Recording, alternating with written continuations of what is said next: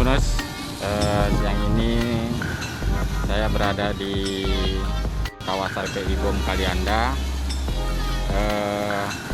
Siang ini kita lihat kondisi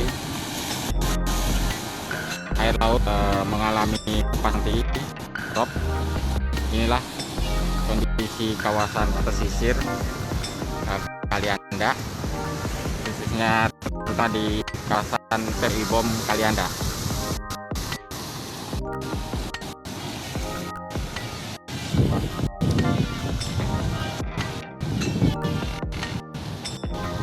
Tribuners, rob laut ini sudah terjadi sejak beberapa hari lalu. Kita lihat di sini gelombang cukup tinggi. Kawasan PPI Bom, kita lihat banyak kapal nelayan